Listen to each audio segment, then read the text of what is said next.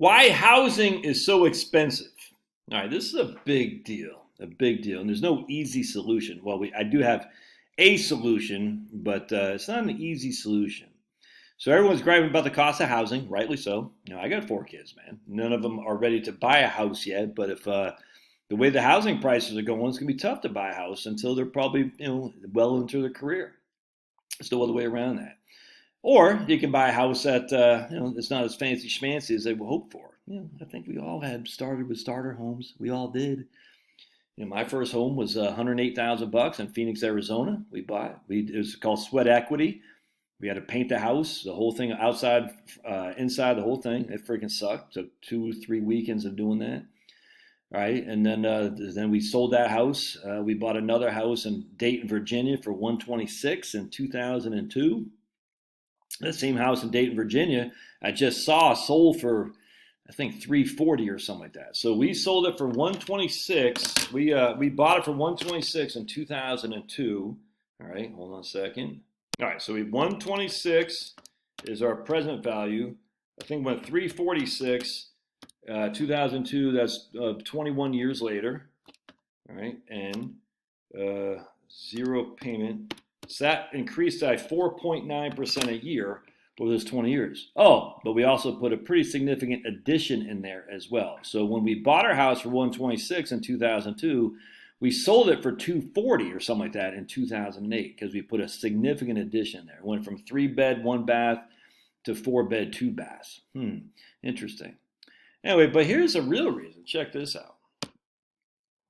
New privately owned housing units, total units, all right? Housing units. This is from the Fed, the St. Louis Federal Reserve, all right? So we got the Fed, St. Louis Federal Reserve economic data.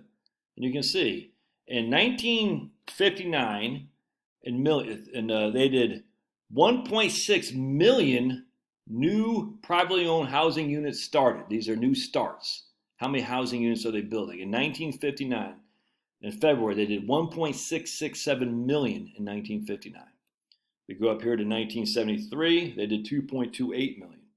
We go down here to 1984, they did 1.66 million. We go here to 2006 or so. I can't see because my face is in the way. They did 2.147 million. Where are we right now?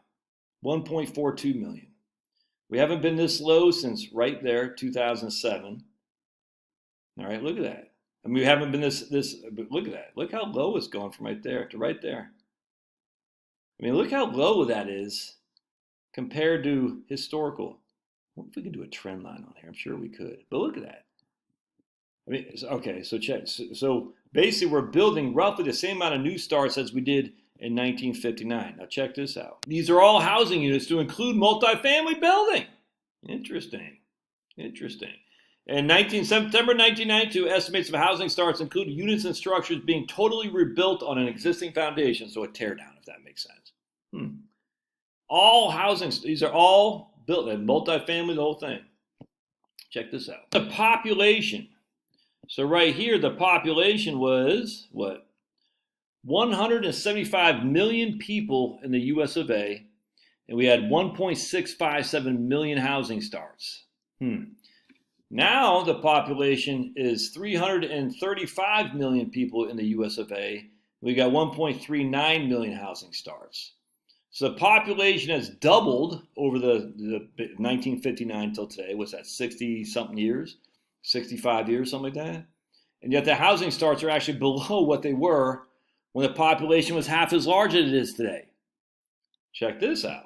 Gosh, the more and more old people in the United States than they were in 1959, so that's not fair because old people already have their houses. Oh, okay. Let's look at working age population.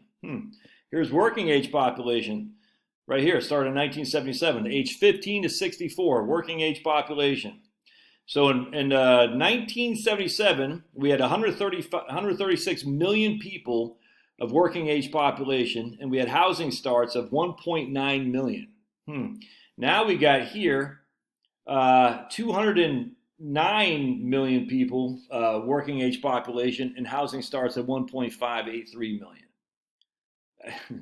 We're not, it's just, how much can you, I mean, we're just not built, and look, so so do you not see this? We were building more than, no, we're not building more than the population, but relative to the population, and it's gone the exact opposite. There just isn't enough houses being built, not by any stretch of the imagination. On top of that, I read something that 25% of the cost of a new home is the regulation. All right, so the cost before, and now we got to have, like, what they're mandating solar panels in California, for instance. Mandating all kinds of stuff. Now that might be better, and we can make an argument, but 25% is for the regulation. So have a gigantic, ginormous more population. We're building the same amount of houses as we did from 65 years ago, and we have much, much higher regulation. So people gripe about this. Said, well, hey, let's focus on the regulation that's keeping us from building. And by the way, these aren't single-family homes. These are housing starts, right here. Start occurs when evacuation begins for the footings of a foundation of a building. All housing units in multi-family building are defined as being started when this evacuation begins. All housing units. This is just single-family housing units right here. New privately owned housing units, single-family units. So right here, we got 1950, whatever that is, 1959, 1.256 million. Fast forward all the way here, less than a million. All right, so now we do this. Watch this. I mean, we're building less than we did back then, but watch the population change. This is working age population right there, 136 million in 1977. With 1.442 million of single-family housing starts. Look at this gap. We got 983,000 new single-family home housing starts, and yet we got a population of 200, almost 9 million working-age population. My friends, that's a fact. That's why housing is. What happens in basic economics? Demand increases. Supply stays the same. What happens to prices? They go up. Demand increases, supply goes down. What happens to prices? It goes way up. Demand decreases, supply stays the same. What happens to prices? It goes down.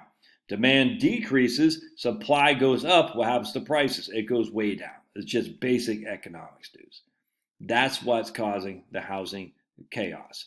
Too much regulation. All right, first and foremost, without question, regulations all over the place on this. Well, I think the good governor of Hawaii just magically said, like 3 weeks before the Maui fires, we're going to get rid of all historical regulations so we can start rebuilding. We can start putting people in houses. So we're not going to have regulations for historical districts, which we used to have. In Lahaina, whatever it's called, it was all historical district. And then 3 weeks later, just magically the whole place goes on fire. And why do you think the governor of Hawaii was in UUN talking about sustainable housing? Just a few weeks before that. Interesting. That's not a conspiracy. It's not, oh, Josh, you're crazy.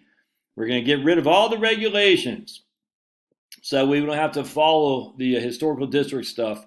Lahaina, whatever it's called, is a historical district. And we're going to talk about sustainable development in the UN. Oh, and by the way, the sheriff is also the coroner in Maui as well, or whatever that town was, Lahaina or whatever. The sheriff is coroner, and that was illegal too.